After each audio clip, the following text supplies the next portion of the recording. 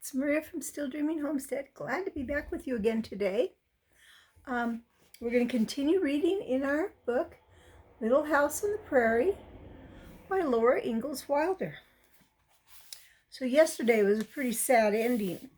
They were crossing a creek when evidently a flash flood came and almost swept them away. Pa had to jump overboard and help guide the horses, but now their faithful dog Jack, they couldn't find him anywhere. So next chapter, chapter 3, Camp on the High Prairie.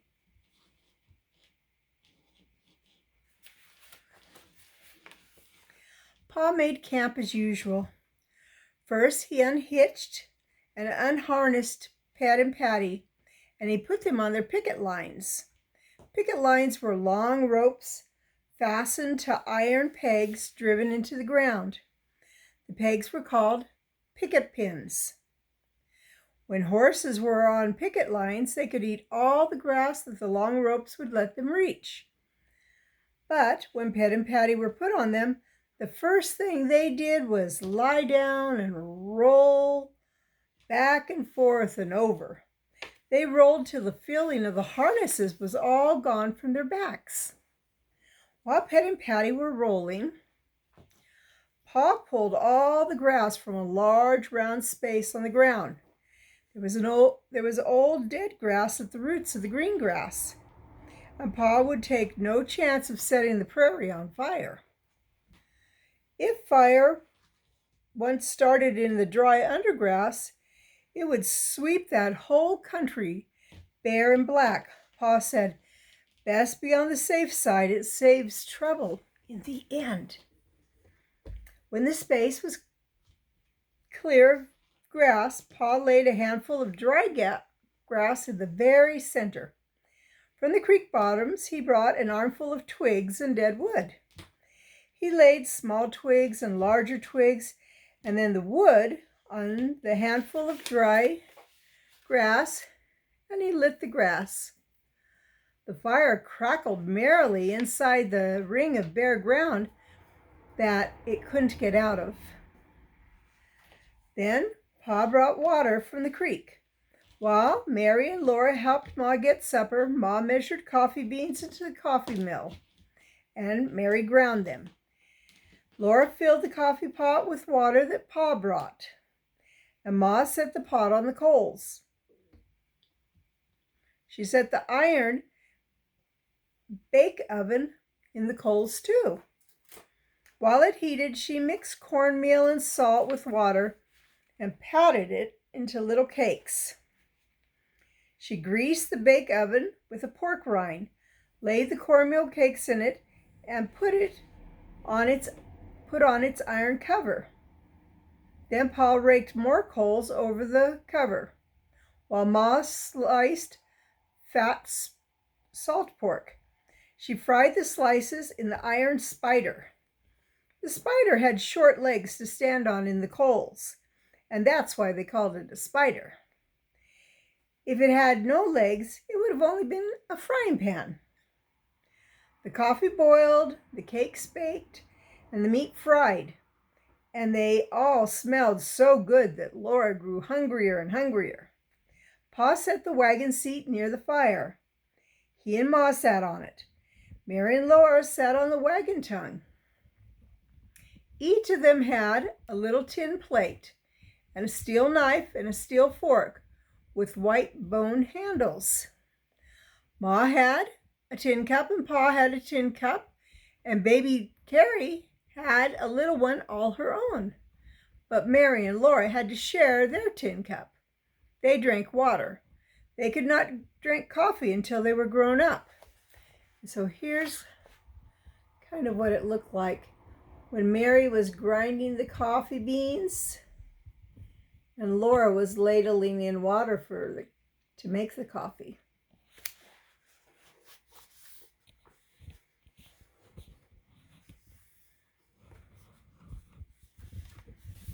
Sorry, my kitty's going crazy. Quit, kitty. That's better.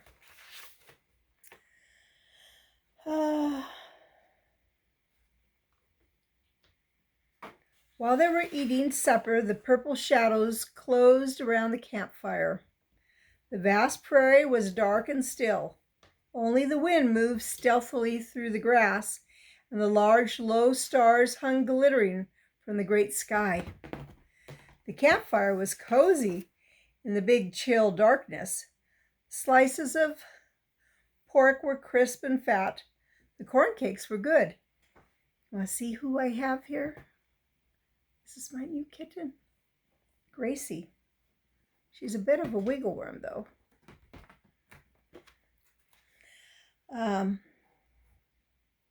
She made me lose my place again.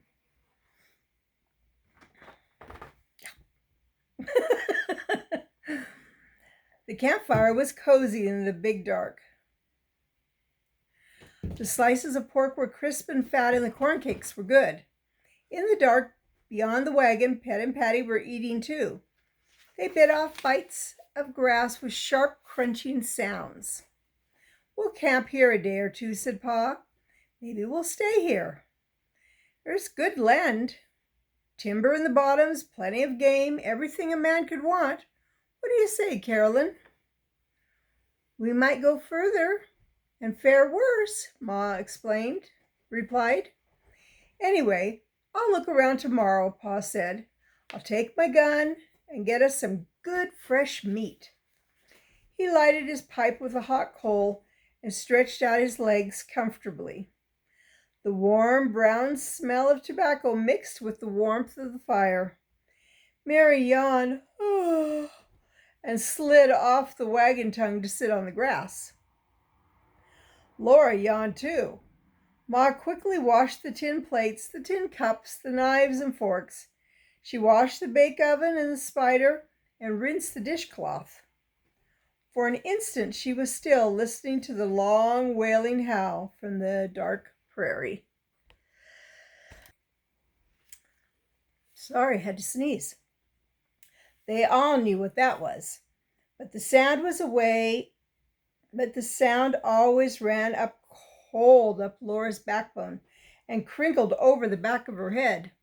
Ma shook the dishcloth, and then she walked into the dark and spread the cloth on the tall grass to dry. When she came back, Pa said, "Wolves. Half a mile away, I judge. Well, where there's deer, there'll always be wolves. I wish—" He didn't say what he wished, but Laura knew. He wished that Jack was there. When wolves howled in the big woods, Laura had always known that Jack would not let them hurt her. A lump swelled hard in her throat, and her nose started to smart. She winked fast and did not cry. That wolf, or perhaps another wolf, howled again. "Bedtime for girls," Ma said cheerfully. Mary got up and turned around so that Ma could unbutton her. But Laura jumped up and stood still. She saw something. Deep in the dark beyond the firelight, two green eyes were shining near the ground. They were coming towards them. Cold ran up Laura's backbone. Her scalp crinkled. Her hair stood up. The green lights moved. One winked out, then the other. Then both shone steadily, coming nearer. "Look, Pa," Laura said, "a wolf." Pa did not seem to move quickly, but he did. In an instant he took his gun out of the wagon and was ready to fire on those green eyes. The eyes stopped coming. They were still in the dark, looking at him. "It can't be a wolf unless it's a mad wolf," Pa said. Ma lifted Mary into the wagon. "And it's not that," said Pa. "Listen to the horses." Pet and Patty were still biting off bits of grass. "Pet, a lynx?" said Ma. "Or a coyote?" Pa picked up a stick of wood and shouted and threw it. The green eyes went close to the ground as if the animal crouched to spring. Pa held the gun ready. The creature did not move. "Don't, Charles," Ma said, but Pa slowly walked toward those eyes. And slowly along the ground the eyes crawled towards him. Laura could see the animal at the edge of the dark. It was a tawny animal and brindled. The next thing she knew, Pa shouted.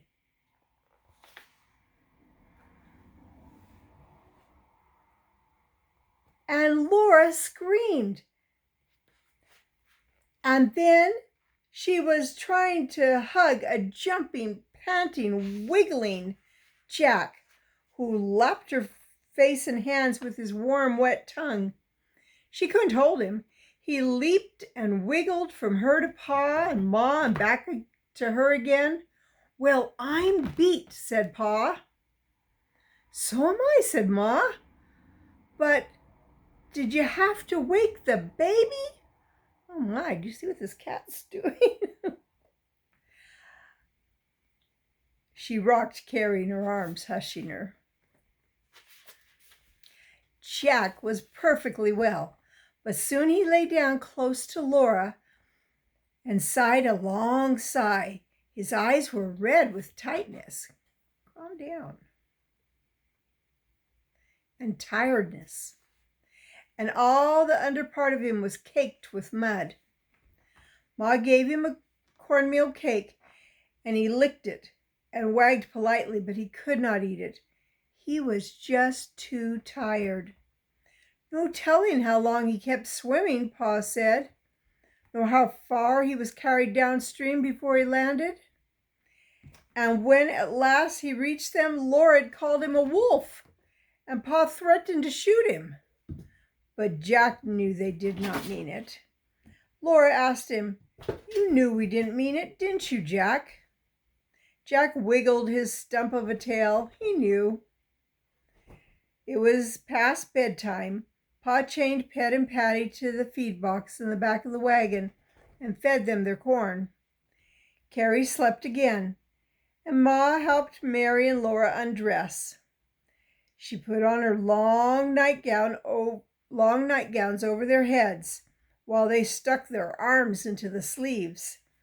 They buttoned the neckbands themselves and tied the strings of the nightcaps beneath their chins. Under the wagon, Jack wearily turned around 3 times and lay down to sleep. Dogs do that a lot.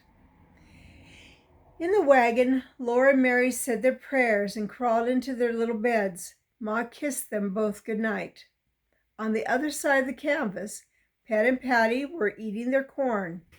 When Patty whooshed in the feed box, the whoosh was right in Laura's ear.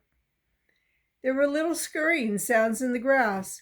In the trees by the creek, an owl called, "Woo, woo." Farther away, another owl answered, "Woo, woo."